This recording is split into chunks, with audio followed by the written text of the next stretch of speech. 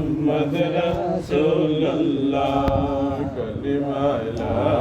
ইলাহা ইল্লাল্লাহ মুহাম্মদ রাসূলুল্লাহ